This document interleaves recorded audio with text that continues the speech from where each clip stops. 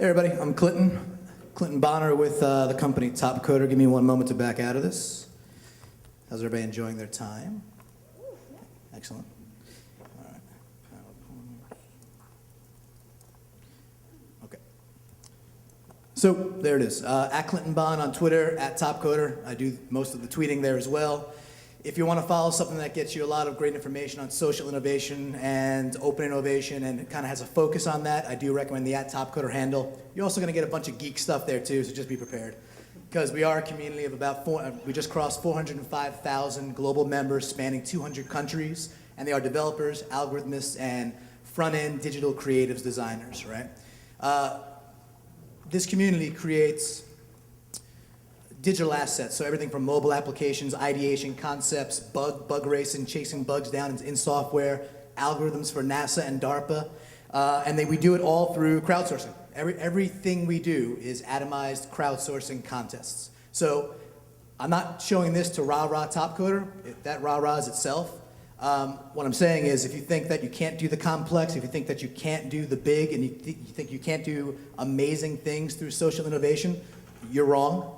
You can, it's happening, and it's the way the world is trending. So it's time to just kind of embrace the fact that there is a lot of motion towards open innovation and collaboration across borders, and of course, developing a community that can get assets for you on demand and get people to do things, hyper specialists to come do work on specific things, is really, really powerful. When you start to think of work and productivity differently, it opens up a whole new world. Not to go Disney on you, sorry.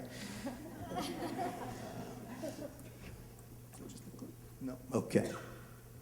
Let's see. So the future of work and innovation is these three things, right? Platforms, parallelization, and productivity. Let's start with productivity. Who in the room has time and bandwidth and knowledge to get everything they want done? Nobody? Right. Nobody. Nobody does, right? But yet we have to do more. We consistently have to be producing more. We have to be innovating faster. Why? Because technology just keeps accelerating. Go look at IBM's building a telescope that's going to launch in about 2024 and telescopes point up to the sky.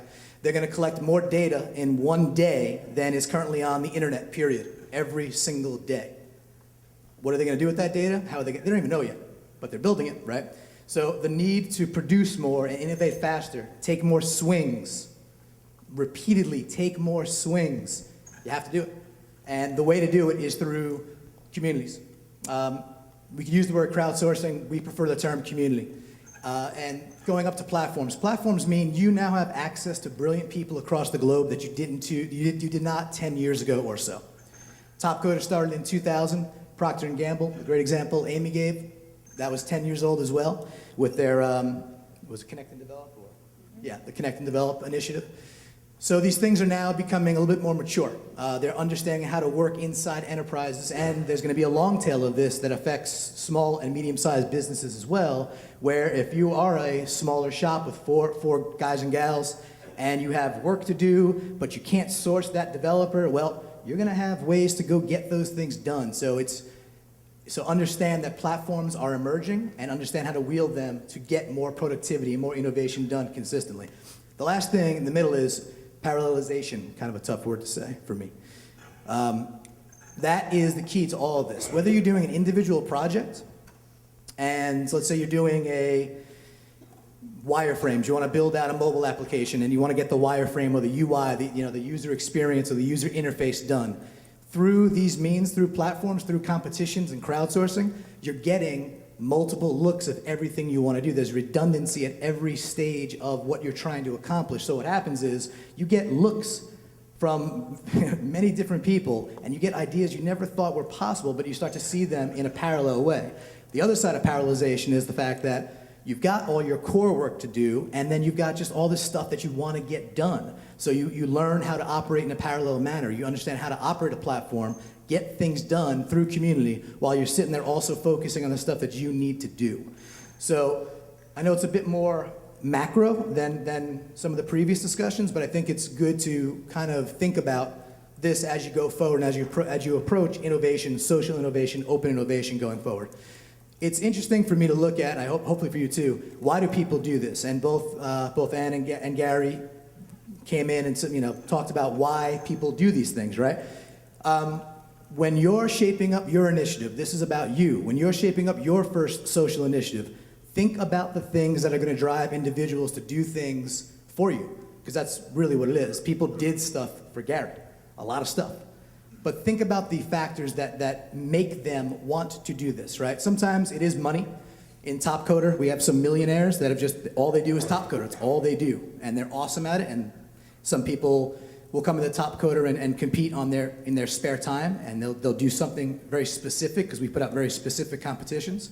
But money is not the end all by any means. Most times it's education experience. They want to get better at something, so they compete on it.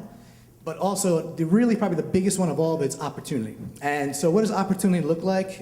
In our world, I'll give you an idea, but then think about your world, because again, this is about you. But in our world, top coders have a really great rating system, really great metric system. So they have these top coder ratings. We keep unreal metrics on everything they do, right?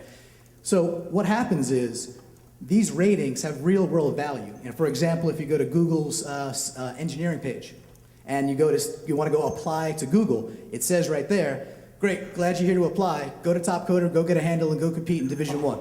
Because they want to see how good you are in experience, doing real things, right? So for individuals within our community, getting a certain level rating opens new doors they would not have had.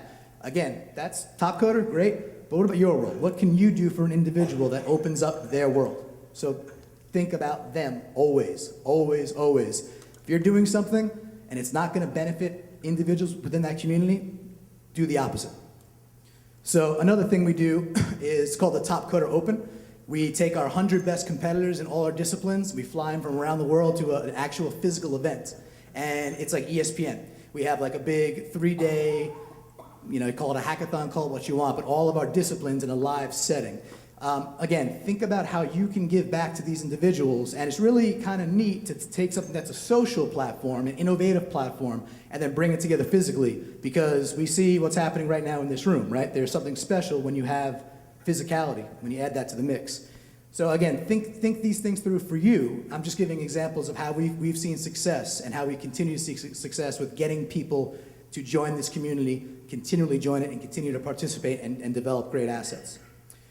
There's really one word that matters. It's the only word that matters, and that's value. It might be trite. It very well might be a trite word at this point. Everybody uses it, but it's all that matters. If you're going down the road of social innovation and open innovation, think about the people inside first, foremost, always. You should, if you're doing something like that, exist to lift their experience up. That's it. Exist to lift them up. That's when they'll be most productive for you. So let's flip it over to the companies. Why do companies want to do this, right? So, we got all these things. They get awesome outputs. They save some money. They can take a lot of swings, right? Another word of taking a lot of swings means they could reduce risk on the per swing. They can innovate faster, do more rapid prototyping. But the big one is not dying, not perishing, right? And as an entity, not dying. So show of hands. If you could choose to work for Apple or Sony right now, who would want to work at Apple? Okay, Sony? Okay, a few. So the founder of my company sat down with me a couple days ago, and he asked me that question. I was like, oh, Apple, of course, Apple, they rock, right? Apple, look, I got Apple. And he's like, I should fire you. He's like, I should fire you right now. He's like, where do you think you'll get an idea moved right now? Where do you think you'll get action right now?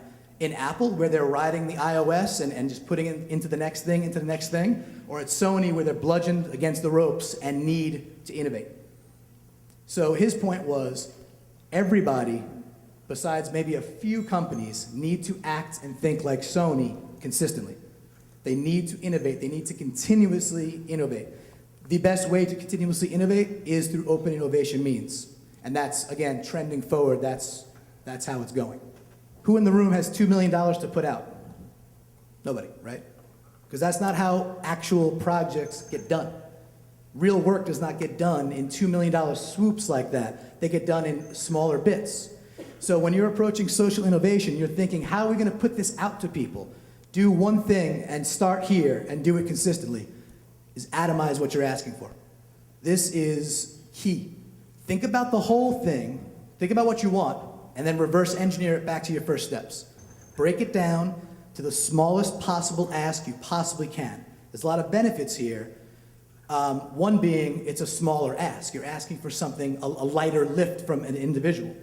The other thing is, people within whatever community you're gathering or platform you're accessing, there will be people who are really, really good at certain things. Let them come in and self-select the work they want to go do. It's a really important word, self-selection. They come self-select the work they want to come do for you. They're going to do that a heck of a lot more often if you got it nailed as to what you're asking them to do. Again, you have to have processes to put it all back together, probably part of what Amy was talking about. Yeah, we got 1,000 great ideas, we have no idea how to implement any of them. Okay, so go figure it out, right?